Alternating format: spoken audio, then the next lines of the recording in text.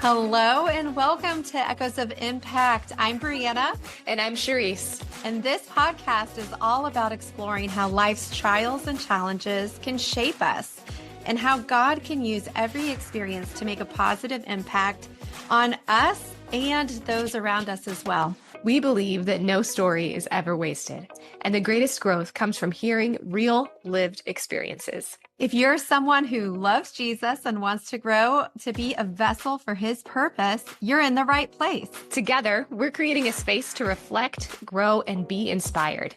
Through these real stories and powerful testimonies, we're here to remind you you're not alone and your story matters. Let's explore these stories together and discover the impact God is preparing for each of us. Let's do this. Hello and welcome to another episode of Echoes of Impact. I'm Briana. And I'm Cherise. And as always, we're so glad that you're here today. You guys are just a blessing to us, and just thank you for spending time with us today. We're excited because today we are talking, just Cherise and I, about friendships. Oh, I feel like I need to take a deep breath, friendships. We had actually done some polls out there, just asking our listeners, asking you guys, what is something that you would want to hear about? Mm-hmm. And I think besides, there's kind of some obvious, marriage or, being a mom, parenting. But I think friendships would be up there. I think in general, us women are relational people, and we are created to be in community with one another. Mm-hmm. At the same time, our lives are busier than ever. This world is busier than ever. And so it can feel like this kind of push and pull of a desire to want relationships, a desire, to want even close friendships that you can have, these are my people, but It's hard because life is messy and we're all carrying around our past traumas, past triggers, insecurities, assumptions, so many things that it can make friendships hard. So as we go into today, I'm just going to be vulnerable and say that today feels a little hard to have this conversation because I think it feels tender. I'll just speak for myself and let Cherise, you can give your input, obviously, but friendships are hard, and I've had some friends come and go, specifically in the past couple years.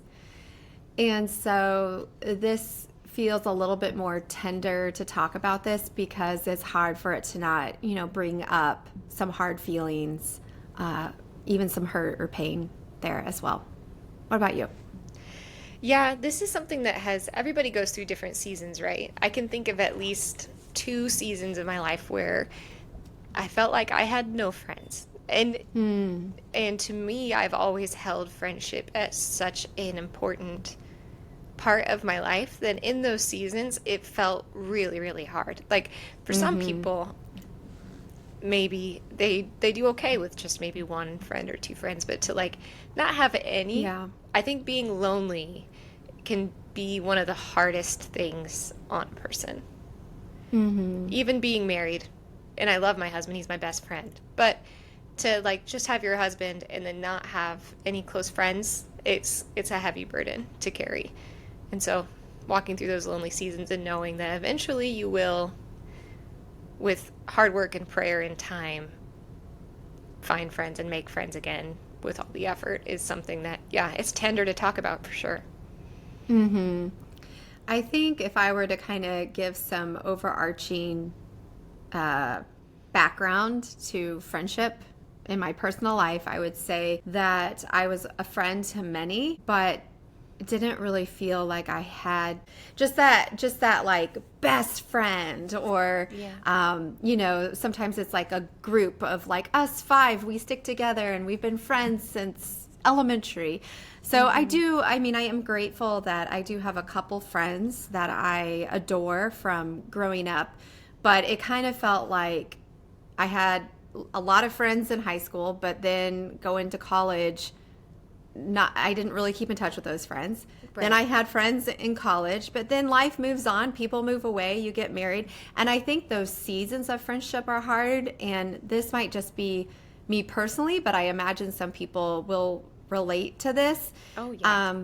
Is that it's hard to not take it personal when friendships come and go. Like once somebody becomes my friend, it's I want to be your friend forever. Right. I think that there are some friendships that are respectful and healthy enough that even if you don't talk for 10 years, if you guys see each other, you know that like Yeah. nothing's wrong, life just happened, and you're able to like love each other and hang out. Like, you know what I mean? Like those are those friendships from second grade or something Right. like that. But I do have a friend who recently moved back home after, going away to college, which I feel like that is one of the, like coming home after college is one of the most common times for people to feel really lonely. It's the first time you find out in an adult life that it actually is really hard making friends. I mean, maybe Yeah. some people experience this when they enter a new school, when they're in elementary school or middle school or high school. It's when you have to start all over. It I didn't doesn't have that end. experience. But yeah, that's just really tough. She moved back home after her husband and her traveled in the army. And so she had to start over in different cities several different times. But it's hard making friends. Yeah. So my daughter Nora, she's 12 and she's going into 7th grade, and just watching her and talking to her about it, and I'm able to tell her, guess what? Like, this doesn't get easier, It gets harder, unfortunately. actually. Yeah, in different ways. I Yeah. feel like in middle school and stuff, there might be more of the adolescence and the awkwardness, and you're trying to figure out who you are and what you believe and what's yours and what's your parents, and becoming your own individual. So obviously there's like different layers of things in different seasons, but it's been good for me to talk to her about it and try to tell her, guess what? Like, it's okay if it hurts. Like, mommy still hurts at Yeah. 40 about certain relationships or disappointments in relationships, or friends that I wish we still kept in touch, and we just don't, some of them for no reason necessarily, but life. But it's been good to be able to talk to her about that and see that, look, this isn't just something you're dealing with at 12. Like, Right. this is probably going to be something that you're navigating forever. Right. My daughter will come to me and she'll say, this friend did such and such, which can be any number of things that is offensive to a 6-year-old. But that I tell her, it's like, that's okay. It just sounds like they're not the friend for you. Because the world is full of friends. You just got to find the right one. But making friends feels so scary and risky. Why? Ugh. You putting yourself out there and being like, do you like me? Am I good enough? That's how Am it I feels. fun? Am I fun? Do you find me funny? Am I funny and fun enough that you want to spend your time with me, or am I too annoying? Right? It's like that balance. And in those seasons where you're starting to try and find friends and make friends, that can be the most nerve-wracking, anxiety-ridden times when you're going into a social situation. You're like, I just hope they like me. Like, I just hope I walk away and am someone's friend.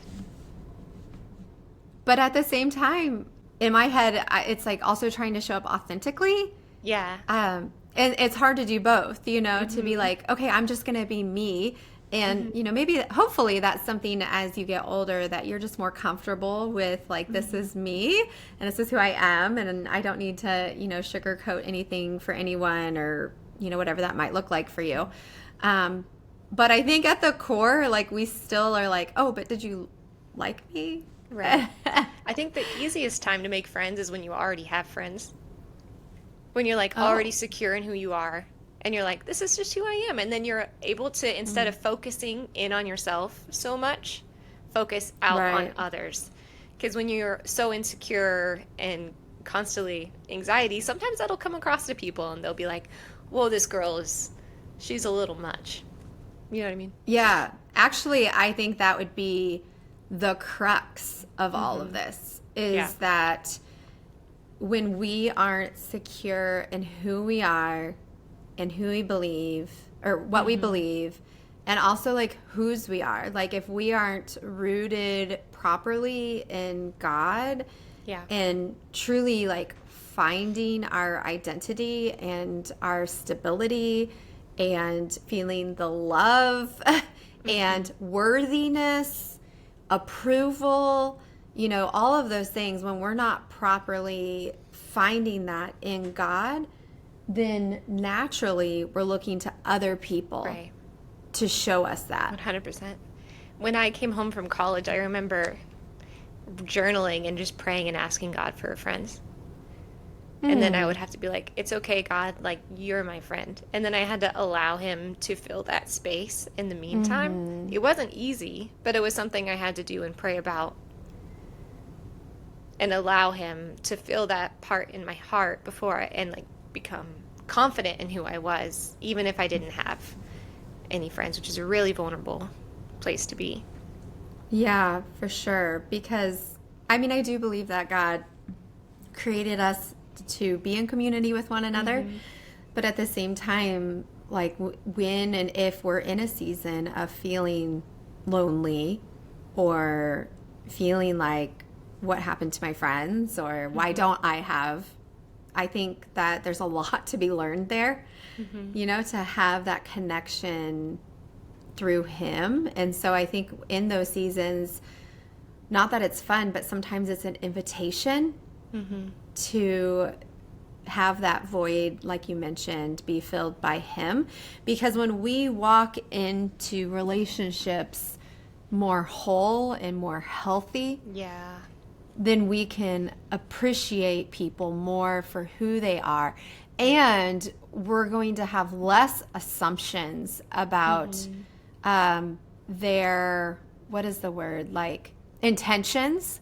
We're going to have less assumptions about their intentions, which might look like lack of reach out or too much or the words that they say. The more insecure we are in ourselves, we're going to add stories around what people in our life are doing, what they're not doing, what they're saying, what they're not saying, like literally everything. We are just rolling it around in our heads. And if we are coming from an unhealed, unhealthy, or insecure place, then we are at huge risk of being wrong. 100%. And the thing is, I agree with you on both sides. Like, I've been both places. Yeah. I think we all have. I've been on the side where I'm like trying to figure out why this friend doesn't like me or like how can I make myself fit in this friend group. And then I've been on the other side where it's like I'll get text messages and be like, why aren't we friends anymore? Or like, why aren't you reaching out to me? I'm really hurt. And I'm like, I'm sorry. I didn't know. And the truth is, through everything we're saying too, like in order to have friends, you sometimes have to be the friend. Like you have to take the spotlight off of yourself and just turn it onto others and like, how can I be a friend of this person? But you have to make sure you keep yourself, what's the word I'm looking for? Honest, and not do it just so that they can turn around and love you back. Just showing up for people without expectations. Yeah, it has to be without expectations. But if you're like looking for a friend, that can be really hard because then you'll feel like I'm always the friend, but no one's ever the friend back to me. That is hard. And I think personality plays into this a lot and capacity plays into it a lot. So there are certain personalities, like me in particular, I think about people naturally. My friendships, my family, like I'm thinking about it, any relationship in my life is a daily natural thought. And it's not that other people don't care about the people in their life or that they don't care about friends, but for some people, that's not their natural thing to be thinking about that all the time. They might have their own thing that is consuming their thoughts or their feelings or whatever. And so naturally, I end up normally being the one that is checking in on people. How are you doing?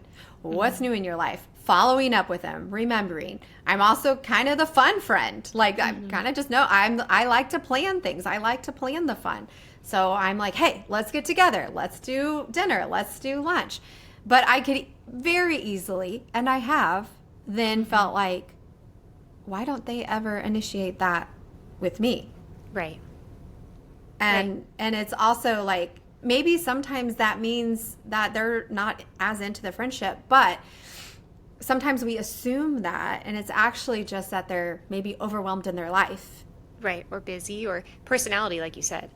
Yeah. Or have other priorities. There's different communication styles, or even just brains, because not everybody is relational driven. Sometimes people are just task oriented, or Right. More just a different mindset. Whereas I think that being relationally driven is actually a strength that you can lean into with grace, and recognizing like not everybody is that way. And also, though, that we can learn from each other, though, too. You know, obviously, like, just because I'm relationally driven doesn't mean, like, I have it figured out or it's right. It's sometimes that derails me, too. Yes. You know, because it can be too much. And so there are people who maybe have a better capacity at staying focused and are more task driven. And I can learn something from them. Sure. You know, I think it goes both ways. Something else I recognized in my adult life is not everyone's looking for friends. Like, not everybody is wanting to make more friends. I actually, one time, this is kind of a sad story, but I was looking for new friends, and I found a girl in my young adult group at church. I was like, hey, like, I could use some friends to hang out with. Do you want to hang out sometime? And she actually looked me in the eyes and said, I actually have enough friends. And I was like, okay. No problem. Burn. And that did like make me sad, but it didn't stop me from asking to hang out with people ever again. Right. Because that could have really derailed you. It could have really. Or also just totally seen that as rejection. And then you could have taken that, like, you could have allowed that to grow. Like, not just did she say, no, I don't want to hang out, or I don't want more friends, however she put it. You could then put a huge story around it. Yeah. Like, I'm not very lovable. People don't really want to be my friend. Right. Something is wrong with me. Like, you could have, and I think that happens a lot, is that we then just allow this giant story to be created around, like, one thing that hurt a little bit. And instead, I don't remember how I handled it. I think I tried to forget it, but sometimes it just creeps back into my mind every once in a while, that specific interaction. But just to remind myself that you're not going to click with everybody. You're not going to be everybody's cup of tea. And that's something that is a hard thing to learn. Yeah, and it's hard both ways. So, like, you know, I kind of mentioned, like, a lot of people assume I have a lot of friends. Like, so if you're listening, if you follow me on social media, like, we are pretty social people, my husband and I both, and we have a wide variety of friends. But what I challenge is, for a long time, though, I have found it difficult to find, I don't want to use the word true friends, because that doesn't mean these other people aren't true friends, but friends who have the capacity, like friends that you can go deep with. Instead of surface level. Like, just the more intimate friendships. Like, to have the person that if I'm having a bad day, like, I can tell them about that, you know? So, like, there's a lot of people I enjoy and I value the friendship for what it is, and we hang out and we might go out to dinner or even do stuff as families. But I found myself with, like, a yearning of deeper friendships. Yeah. And maybe in part because I think that is how God designed Christian friendship to look, right? Because, I mean, there's several verses that talk about, like, how we are to be in relation to one another. And that takes a lot of intimacy and vulnerability. Right. And even finding those deeper relationships takes a lot of vulnerability to step in and say, is this person a safe person for me to hand over my unfiltered thoughts to? Ooh, unfiltered. Blech. Yeah.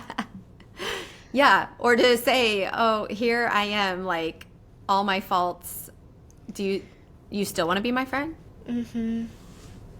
I had in the last year, I think I had one friendship that was particularly hard because I opened up about something, and it was a very complicated situation, and so I have a lot of grace for it, but it was kind of like a an unfiltered thoughts. I need to rant about something for a minute, and it Mm-hmm. wasn't received well.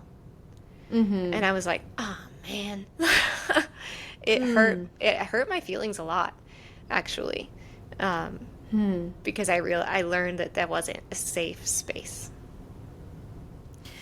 At the same time, and I'm not saying that you're wrong at Sure. all, because I actually don't even know what you're No, you referring don't. You to. have no But idea. just yeah, so just to challenge you in a different way, something Yeah. I went through recently in friendships is that these friends um, disagreed with me on some things and challenged me, and my initial reaction was to defend myself, because that Hmm. is a natural flesh reaction, is like the self preservation, right? Yeah. It's like that's just what our flesh does. And but then on the other side of it, I ended up being grateful for it. And I think Mm. that's what I was getting at, on like, because really God also intends for Christian friendship to look like being willing to go to somebody Hmm. and say something's not right here, or something feels off, or even, hey, I've noticed your, I don't know, priorities, Hmm. or you seem to be struggling in this area. And that is probably the most vulnerable place to be, because our initial reaction is, oh no, they see that something is wrong in me. Hmm. Right. And that 100%. feels vulnerable, and I don't like it, and it doesn't feel good. But when you can find a relationship that then can get to the other side of that, Yeah. then it's a more intimate relationship. So I agree that you have Hmm. to feel safe in it, but at the same time be like, for us to also be willing to accept hard things to hear, Yeah. or Yep. accept challenges. I think it goes with the communication.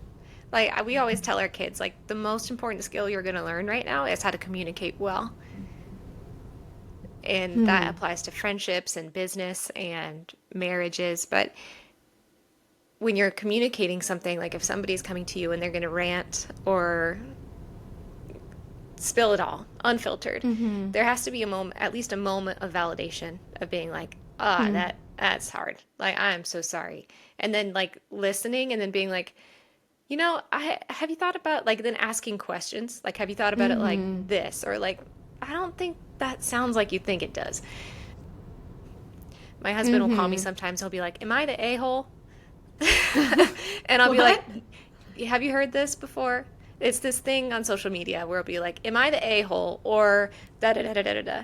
So he'll call me on the Nope. phone and he'll be like, "Am I the a-hole or should I let my employee take off because their family dog died last week?" Like that was a specific Last week. situation. And I'm like, Yeah. "Honey, you're kind of the a-hole. Like, you're being a little bit of a jerk, but there's a balance here. Like, does that make sense? Mm-hmm. Um, Yeah. yeah. I think something that was helpful, even in the situation that I was referring to, at one point, one of them said, "Are you just wanting us to listen to you and not give feedback right now?" Yeah. Yes.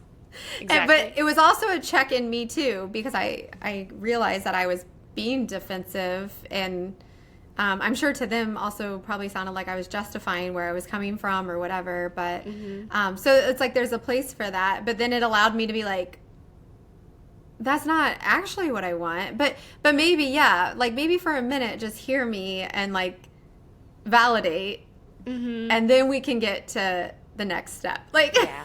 I think I did maybe want to be just validated in my hurt at the time, Yes. and then after that has been validated, then like, okay, now what is it that you have for me? What do you actually think? Yeah. Yeah. There's layers and levels to it. Yeah, but to that point, I would say the vast majority of people don't do this. No. And like can't handle it. It's, and it can be really frustrating and really hard. I think that's kind of where, like, the true deep friendships have to be people that are, what do we call it? Equally yoked. Is that what we were going? Is that what we would say? People that you can trust to be healthy mentally and spiritually. Because I'm not going to always, like, I can challenge my friends on things, but I'm also not their Holy Spirit, right? I'm not going to be able to, like, change their minds or change their hearts or convict them on things.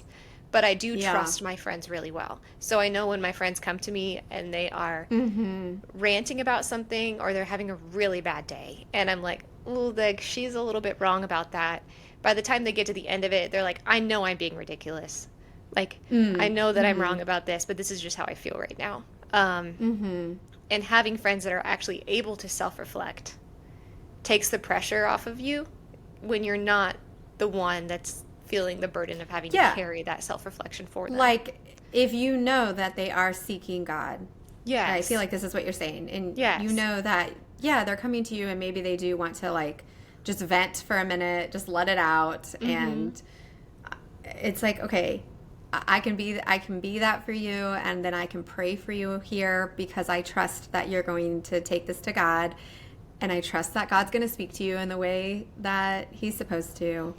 Yeah, or just let them vent and rant, and then, like, a few hours later be like, how are you doing now? Like, how are you doing with that? You feel better yet? And then more oftentimes than not, they'll be like, okay, I took a shower and I realized the world's not falling. Like, you know what I mean? It's those moments. Kind of back to, like, assumptions and, like, what different people want in a relationship. Like, I've had to learn in, like, for myself that it does mean a lot to me to have that deepness. But I mean, I don't want to say, like, I'm a deeper person than other people. That sounds bad. I don't know the best way to say this. What are the 3 different types of relationships? There's, like, one-to-one. Oh, yeah. I mean, I have, that desire. I mean, I got a psychology degree, right? Thought I was going to be a counselor, and now here we are doing podcast and life coach. Like, I just like going deep with people, like emotionally and mentally and whatever. So, but not all people want to, and that's not, like, a desire of all people. And so just allowing certain friendships that, you know, they don't want me to ask those questions. They just want to have fun and be my friend, and letting some of those friendships just be what they are and releasing some of my own expectations. But also I had a situation where there was assumptions because a certain person, like, wasn't reaching out, like, at a level that I thought was, I don't know, maybe what it was or what I thought was normal. And before reaching out, the stories in my head was that I had done something that I must have made that person mad, or my husband did something, or, you know, just all kinds of things. And so I ended up having that hard conversation, and come to find out that person was just going through a really hard time, period. And just expressed being really down and struggling, just keeping up with life and struggling, you know, with kids and just the demands of that, and had gone through a lot of sickness, kids and otherwise. And so, yeah, just, like, leaving that conversation being like, if I wasn't willing to ask, is something off with us, then I would have just kept with whatever story was in my head. Exactly. Yeah. And that's a really big part of it too. A part of loving people is assuming the best of them, but that can, but a lot of the times best intentions. A lot of the times our mind will create stories in our head about what's really going on, even though we have no idea. And then most of the time, though, people don't ask. Yeah, that's true too. Like, it feels, you know, especially people who are more conflict avoidant, you know, afraid of that creating any kind of conflict. But instead, we're just carrying stories around in our head, and that's not helpful. No. to anybody either. So I think the hard lesson we're hearing right now is that you have to be like in a healthy place in order to have healthy friendships. And be willing, though, to have hard conversations. Yeah. Like, Well, and I think whether, that comes with being a healthy place, right? well, your capacity to have hard conversations. Yeah. Probably, right? Yeah. Because if you're not healthy, if you're coming from a very frazzled, unhealed place, it's going to be much harder to hear if a friend wants to have a hard conversation. Yeah. It's also hard to hear, like, if you're only focused on your inner turmoil, it's a lot harder to even open up and hear it all. Yeah. You had mentioned, you said intention, expecting people's best intentions, like having that, assuming people's best intentions. Our friend Laura said something that really stuck with me, and it was intention versus impact. Tell me more about that. Yeah, intention versus impact. So, let's say you do have a hard conversation with a friend, and that friend is like, well, that's not what I was doing. I wasn't ignoring you. I wasn't not reaching out to you for any reason. Like, I'm just stressed and life is busy and, they have all their reasons or whatever. Right. I think that there's a time and space, maybe not right away, but maybe eventually, to say, I appreciate that wasn't your intention, but the impact is that it left me feeling XYZ. Yeah. And then that gives them the opportunity to apologize with what they can. Yeah. Yeah. Yeah. Even if, at the end of the day, nothing was purposeful even or intentional, just holding space that somebody might be going through something. You had mentioned earlier about, maybe being equally yoked even as a friendship to be able to go deep. And I do think that there's a level of that. Obviously, if you are good friends with somebody that doesn't believe like you do, there's only so far you can go with deepness in that relationship. But I'll also say that I have found a lot of value in friends who even aren't believers, or I don't know 100%. exactly where they stand. And it's actually something that I wouldn't say that I'm like passionate about it. It's not something I'm yelling from the rooftops all the time, but it's something that I really hold to be true, because I think that there are a lot of Christians out there almost like scared to be friends with non-believers. Yeah. And I think we're actually called to be friends with a variety of people. Now, the caveat there is that I do also fully believe that having a solid group or a small solid group of believers around you that you can take things to, and they're going to give you godly wisdom, and that they're seeking God. I think that's very important. Yeah. But I do have some good friends that aren't, where I am spiritually, and that's okay. And I still value that friendship. I even still invest in those friendships. So I wanted to say that. And then the other thing that I would say is that even if there's two friends who both, believe in God and have a relationship with them, there are so many differences that two people can have.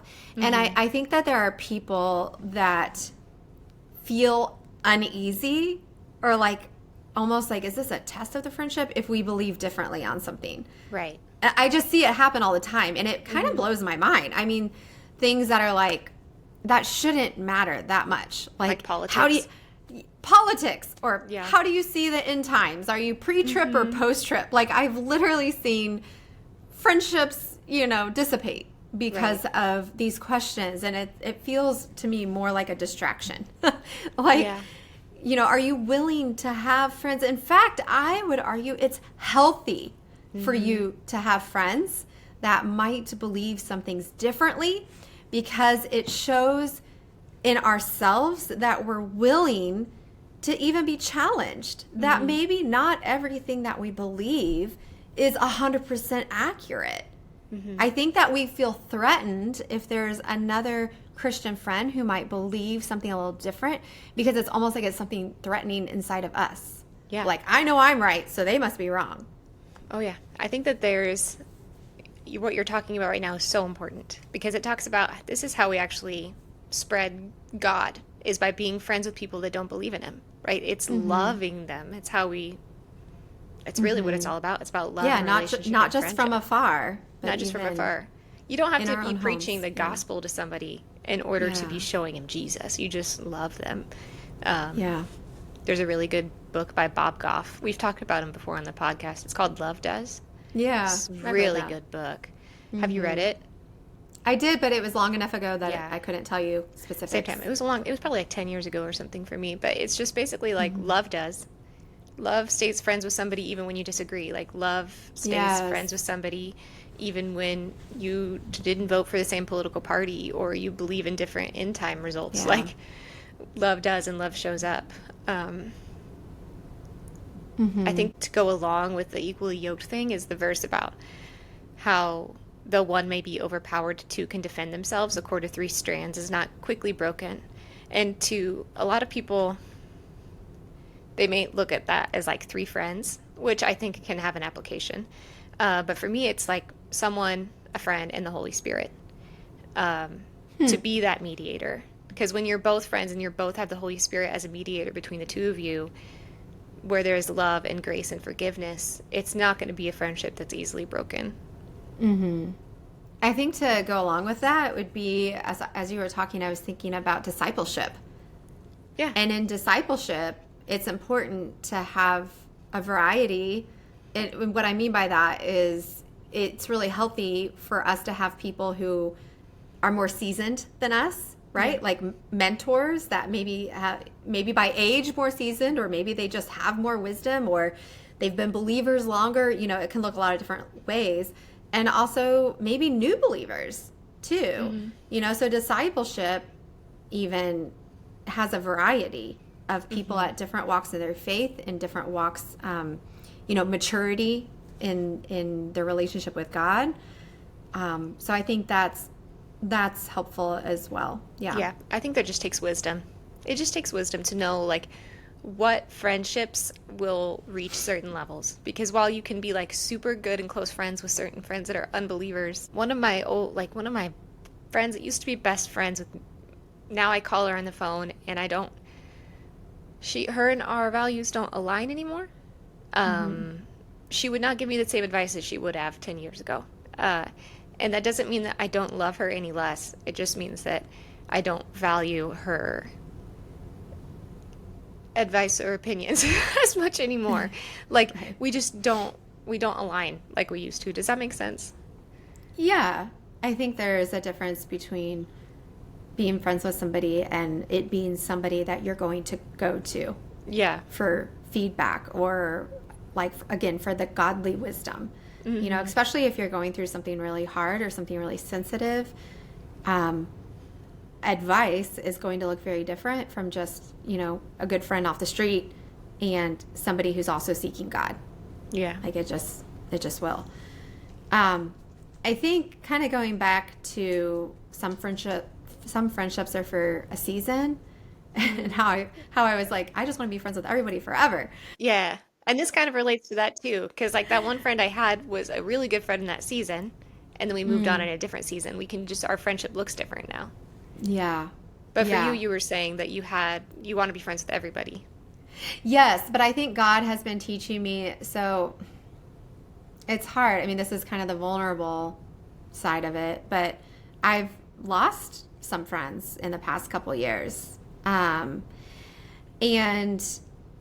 I don't know exactly how this all works and what God intends, and obviously, like, we both have our parts to play in that and all of that. So I'm not trying to say it's only this, but I've just been learning some recently. God's been speaking to me about like how he might be taking things off my path that don't serve me anymore in that purpose. And that doesn't mean that what's hard about saying that is that doesn't mean that that person is less valuable or worthy of friendship or even my friendship. But it's more about what God wants for my heart or my time and my energy right now. And so that's why it's hard to like hold both of those things side by side, because it can sound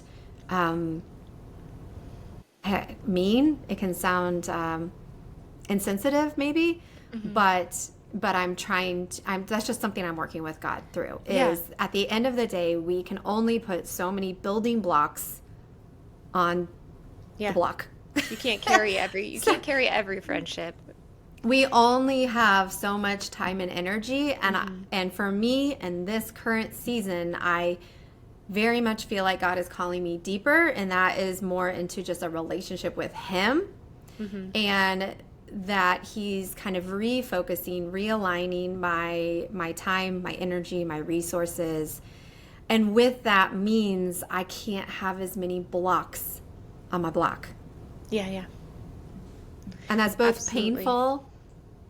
It's painful in parts, right? Because I don't want to hurt anyone's feelings, Right. you know? And again, I want to be everyone's friend forever.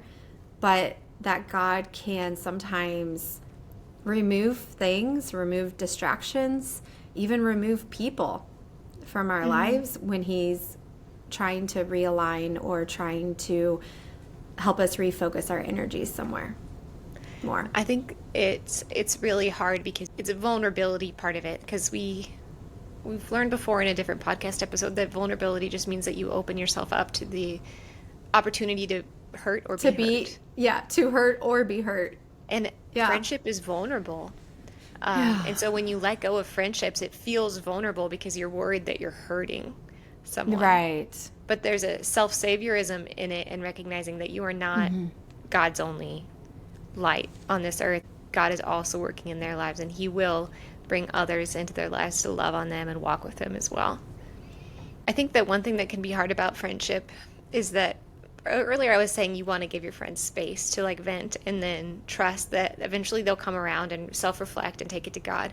But there will be times in real friendships where you'll cross the subject and you'll be like, I have to address that. I can't let that go on.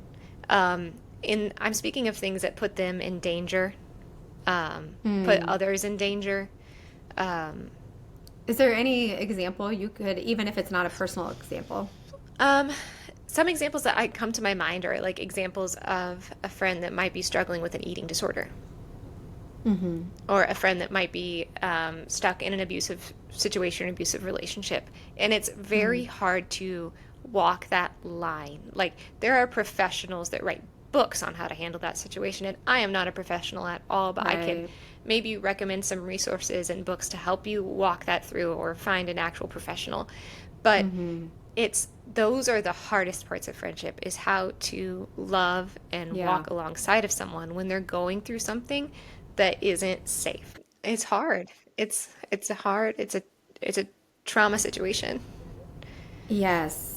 And you're right. Like, and we aren't the savior. Like, you know, that there is a level of handing things over to God. And there's also a level of, because we have an intimate relationship, like, you have to trust that I have your best interest at heart.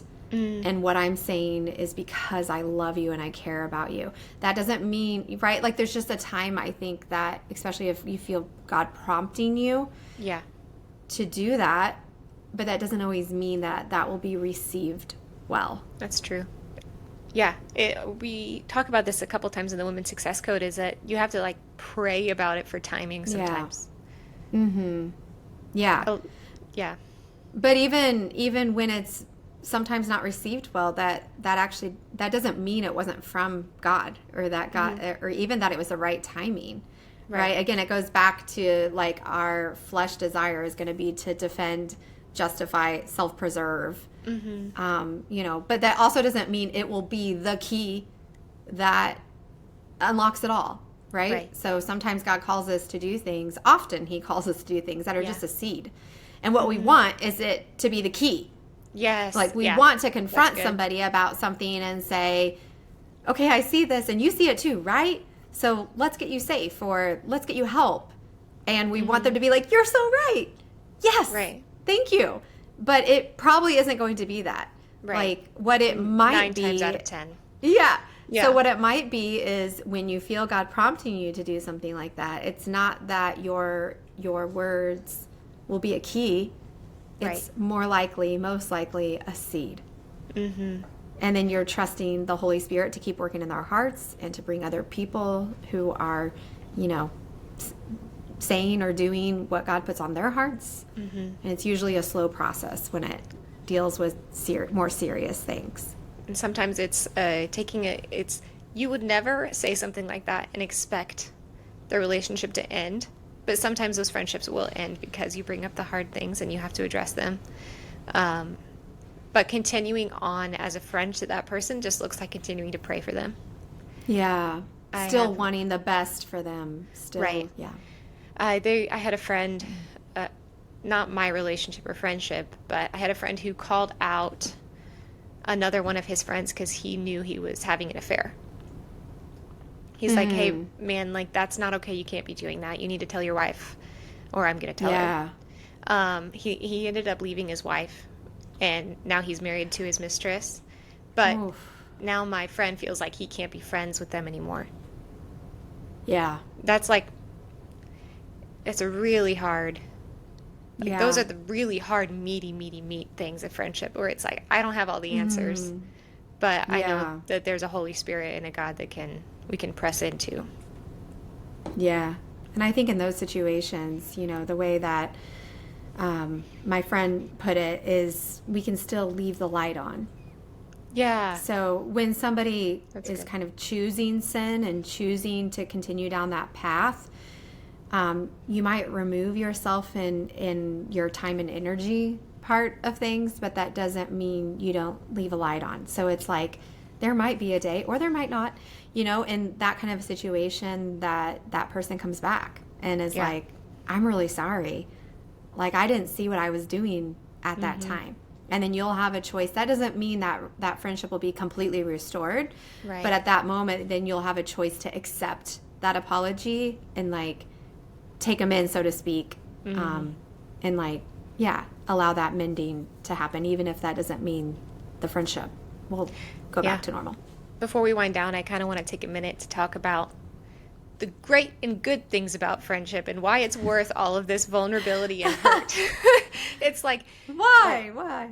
God made us for relationship, right? It's God made us to be in relationship with others. I've heard I can't quote it. Maybe I'll find the links for it and put the research in the show notes if I can find it. If I don't find it, don't come for me. But there's like some research that shows that, like, yeah, marital relationships and the health of that is so important to your long-term health and lifespan. But they're also finding Yeah, that, like, right. strong friendships and, like, Absolutely. is actually just as valuable to help you to extend your lifespan and to increase the richness of your life.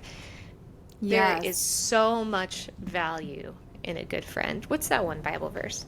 No greater love is this than the man Friend who that lays down his life. Yeah. I mean, there's Yeah. no greater love, and we are created to experience it. And I just feel so blessed to be your friend. Oh, you Aw. too. You're a true friend. I think to go along with what you're saying is to maybe challenge somebody who's married and is like, yeah, my spouse is my friend. Yeah. To just challenge you a little bit, that, like, not that it's not okay. Obviously you should be, you know, really close with your spouse, but I think there is value in having girlfriends. And it takes, you know, there are many things, because Phil has to listen to me a lot. I definitely talk more than him. I verbally process way more than him. He's an internal processor. I'm constantly trying to pull stuff out of him. And sometimes, though, it really takes the pressure off when A, I'm taking it to God first, and then B, I have some girlfriends that I can, you know, go to when I need to, or when I need to vent, or when I need to ask for advice. And it's like spread the love a little bit and spread the pressure, spread the, you know. The burden, the pressure. The burden? Yeah, the burden a little bit of like, and likewise, you know, I hate to say it, but when you're just looking to your spouse to be your friend, A, that's a lot of pressure, but what if something happens to your spouse? Like, I think, Yeah. not that we should be a certain way because of fear. That's not what I'm saying. But I think that there's just beauty in that community and being willing to put time and effort into those friendships because they truly are a gift. And kind of going back to when that kind of that burden is spread out a little bit, it's just a healthier balance, I think, for everybody involved, yourself included. Yeah. So if you're looking for a sign to reach out to that friend and ask them to coffee, this is a good time. It's a good sign. Just to make yourself vulnerable, take that chance. And the beauty of small reach outs. I think there's a lot of women listening that are probably like, I don't even have time for myself. I'm sure that's something people are saying. I don't have time. I don't have date nights with my husband. Yes. You know? But I think that sometimes that makes people just not do anything. Yeah. And so, or just feeling like, oh, this text is going to feel inauthentic, or this text is going to feel like what I really want to do is like spend a whole day with my friend, but I don't have a whole day. And then that sometimes leads people to just do nothing. And so just a reminder that really small reach outs are valued by a lot of people. Even being honest and saying, I'm really in this season that I don't have this extra time to hang out, but I just wanted you to know that I'm thinking of you and I love you. Is there anything I can pray for you about? Yeah, that's so valuable. I love getting those text messages. Yes. And it just reminds you like somebody's thinking of you. And that goes a really long way, even if you can't like hang out and go have coffee for 3 hours. Right. Yeah. Okay. Well, as we wind down, maybe just a few tips on cultivating healthier relationships.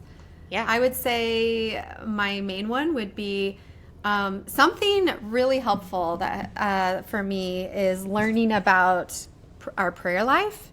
And, you know, we talked about having so many blocks on our block. There's probably a better way to say that. So you'll just have to picture that I'm building with Legos. And there's a platform and then there's little blocks. So we can only fit so many blocks. Same thing could be said. I forget who this is, so I'm plagiarizing this just a teensy bit. But somebody talks about how in friendships we have friends in our bathtub, friends in our jacuzzi, and friends in our pool. Oh, and man. You can only fit, I know, it kind of sounds weird, doesn't it? I love it. So you can, we all have swimsuits on, okay? You can only fit so many people in your bathtub. You can only fit so many people in your jacuzzi. And you can only fit so many people in even the biggest pool, right? Yeah. And so even in our prayer life, when we're thinking about our time, energy, resources, and who we're praying for, like prioritizing even that, your time, energy, resources, and prayer in that order. Yeah. Who's in your bathtub? Who's in your jacuzzi? Who's in your pool? You know, so there are friends that I try to have weekly touch base with. Yeah, that's good. And then there are people that I love dearly and I love to see them, and we might only see each other one time a year. Yeah. And that's okay too. That's good. I think that the steps to cultivate a healthy friendship too is we kind of touched on this before, but be the friend you want to have. I went through a season where I felt like I wasn't building community very well in the church like I wanted to, but all of a sudden I had a friend that was bringing me a coffee. And I was like, I think I'm going to adopt this friend. I think she's mine forever now. Like, like the first time she brought me a coffee when my kids were sick, I was like, she doesn't know it, but she just became my best friend forever. And sometimes all it takes... Did we just become best friends? We did. And sometimes that's all it takes is just buying your friend a coffee. Yeah. I think my main tip out of this would be like, watch your assumptions, watch your stories. That's a really, really, really good one. Yeah. Yes, that, and you kind of said it a different way, is like assume the best in somebody and assume the best intentions. We personalize things a lot. So if you're not hearing from a friend, or if they're not, they're not reaching out, you feel like they must not want to hang out with me. Just kind of watch those words in your head, because you could just be so off, and that's just hurtful for yourself first, but it's also hurting them. And they might not even know it. So that would be my main thing, is like just kind of being careful with assumptions. And one more tip I would say is to stay in tune with your heart and your gut on certain friendships. Like if you're getting into a friendship and you're like, actually, this doesn't feel right. Like I don't think this aligns very well. You don't have to be friends with everybody. It's okay. Like if you're You trying can to be still friends love with, them. you can still love them. Yeah, be loving, They just kind. you just don't have to bring them into your bathtub or even in your hot tub, you know? Like it's okay. You don't have to be best friends with You get to everybody. be in my pool. Yes. Exactly. Yeah. And I think to close, like, I would just go back to how important that relationship and tether to God is. That when we feel more whole in Him and we're letting Him heal our wounds and speak to our insecurities, we are healthier, and that also then means healthier relationships. I think that would be kind of what I'd want to end on. I love it. It's a hard lesson, but a really, really good one. I love that. Well, it also takes time. Yeah. It takes a lot of time to and having grace with ourselves, knowing that we're not going to get this right tomorrow. You know, so if you're listening and you're like, if you're feeling, I have so far to go, how do I even begin with that? Like, have grace with yourself and know we're all trying to figure this out, right? And we're all messing up all the time, but it's those slow shifts over time. And truly, you know, when we prioritize God more and more and we give Him more of our time, effort, energy, whatever that looks like, it doesn't always mean 2 hours. It just means like more focus, you know, more thinking about Him, more going to Him to just ask simple questions throughout the day, right? It doesn't always mean just sitting down and praying. The more we do that, we're going to heal over time. We're going to be healthier. We're going to show more fruit. Our relationships are going to improve because of it. Like, it's a ripple effect. Amen. An echo. An echo, if you will. Full circle. All right. Well, there's so much more I think that we could say. So, but for the sake of time, we're going to let you go for now. But we'd love to hear from you. So, is there a friendship that you're struggling with if you're listening? Were there any things today that maybe stuck out, like as something you're feeling God telling you to work on today? We're always here to chat. We're real people. So if you message us on Instagram or Facebook, it's actually us responding. Yeah, send us a little voice note. Yeah, let us know. We know this is hard, but we're in this together, and we're praying for you guys. So thank you again for joining us today, and join us again next week for another inspiring story. Thank you for spending time with us today, and we hope that today's episode encouraged you to see your story as a part of something greater. Remember, the ripples of your faith and actions echo far beyond what you can see. Stay open to God's work in your life and trust the purpose He's leading you toward. If this episode spoke to you, we'd love for you to subscribe, share it with a friend, and leave a review. And don't forget, we'd love to hear your story. Links are in the show notes to connect with us on Instagram and Facebook. We want to hear how God is using your life to make an impact.